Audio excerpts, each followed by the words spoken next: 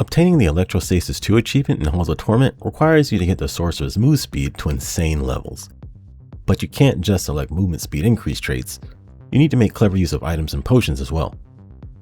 In this video guide, I'll go over some tips and strategies to help you nail this achievement. So kick off your shoes and pick up a controller. Today, I want to help you get the Electrostasis 2 achievement in Halls of Torment. In order to get this achievement, we'll need to boost the Sorceress's move speed to 25 meters per second, which is pretty high and crazy once you get there.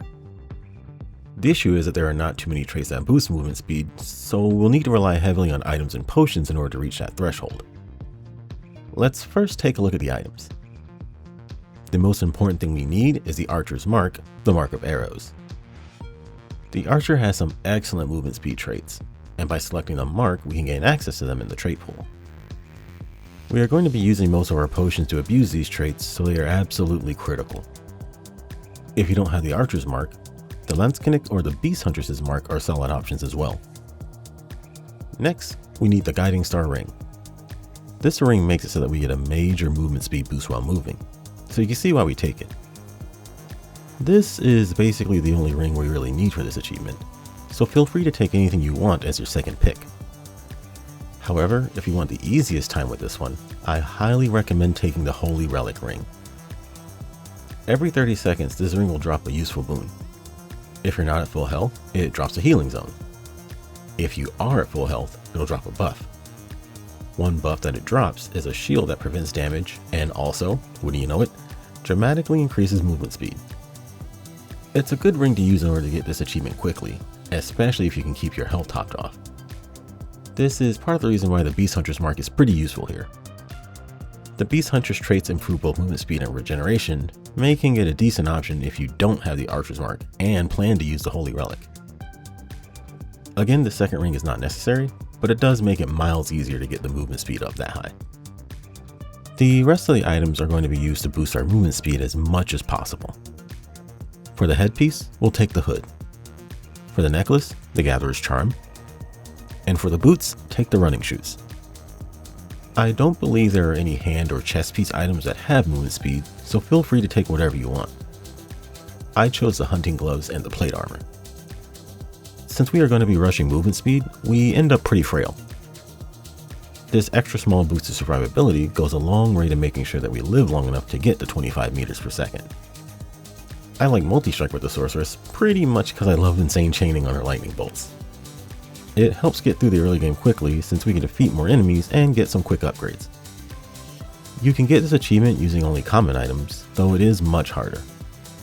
If you have any of the upgrades to these equipment pieces, feel free to use them instead and save yourself some headache. That's it for the items, so let's move on to the next part, abilities. Luckily, there are no real requirements for abilities here. You can freely pick your favorites and not worry about having to make things more difficult for yourself. Some personal favorites for me are Transfixion, Arcane Splinters, and of course Lightning Strike and Kugelblitz. Picking lightning abilities synergizes well with the Sorceress's Spark, and Transfixion and Arcane Splinters are just solid abilities overall. But again, no abilities are necessary, so don't feel forced to take these ones. Before we get into the general strategy for this achievement, I want to briefly mention potions. For this achievement, we are going to be liberally applying several different potions, so you're going to need to have a good sized pool of them. Specifically, we'll be using a lot of Potions of Memories, Potions of Oblivion, and Reverberant Tinctures. Make sure you have a good stockpile of these before trying to get this achievement. It'll make it way easier. Now that we've got ourselves set up, let's go over the strategy to get our movement speed up to 25 meters per second. First, it doesn't really matter what level you choose, but for simplicity's sake, go for either Haunted Caverns or Ember Grounds. They are big, wide open areas that don't have too many obstacles to impede you, so it makes it easy to deal with enemies and your hopped up speed. As I've been mentioning, we're going to try to boost our movement speed to 25 meters per second as quickly as possible. So that means anytime you see the journal plus 0.3 meters per second movement speed trait, take it. When you get to level 5 and start getting class dedications and proficiency traits, we're going to start heavily using our potions. For the dedications, you want to use the Potion of Oblivion on any of the defensive focused traits. That means Banish Protection for the Sorceress trait and Survival for the Archer's trait. Doing that ensures that every time a dedication trait pops up in the pool, it will be one of the ones that increases movement speed.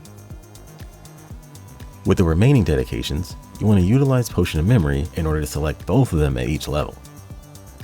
Whenever Agility or Nimble show up, use the Potion of Memory to lock one of them into the trait pool. Then select the other trait you didn't lock. That way, on the next level up, you can select the one you locked and eventually have both dedications for that level. Additionally, with the dedications, the Archer's Agility trait gives you a plus 0.5 meter per second base increase to movement speed. You want to use your Reverberant Tincture on this trait whenever you can. Being able to turn this trait into a flat plus 1 meter per second bonus is huge, and will make all of your other percent bonuses that much more effective. But make sure to save one tincture as a backup plan, just in case you need it. The final Archer dedication is a huge boost to movement speed, so if you don't have the 25 meter per second movement speed by then, use a tincture for that trait and you should definitely have it. There is an Archer proficiency trait, Quick Draw, that also increases movement speed. Definitely take it whenever it shows up, but it's not fully necessary to farm like how we did the dedications. If you want to, feel free to banish a few other proficiencies, but we need to take some of them to keep our damage high enough to defeat enemies. Now it's just a matter of gaining enough levels to get the traits we need. Since we miss out on a few powerful defensive oriented traits, your Sorceress will be pretty frail. So make sure you grab a few parry boosts and any other defenses you can to make sure you survive. Otherwise, be sure to constantly be on the move to proc the speed bonus from Guiding Star, and stay at full health if you have the Holy Relic to get some extra buffs. With some deft dodging and superb skill selections, you should be able to reach 25 meter per second and Electrostasis 2 will pop. And that's it. Congrats on getting your achievement.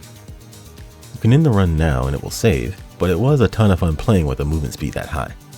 So keep the run going and have a blast. Hopefully you found this video guide helpful. If you did, please like and subscribe to the channel. Were you able to unlock Electrostasis 2? What's the highest movement speed you were able to get? Were there any other marks that ended up being more helpful than you thought? Let me know all about it in the comments below. Thank you for watching and good luck on all your future runs.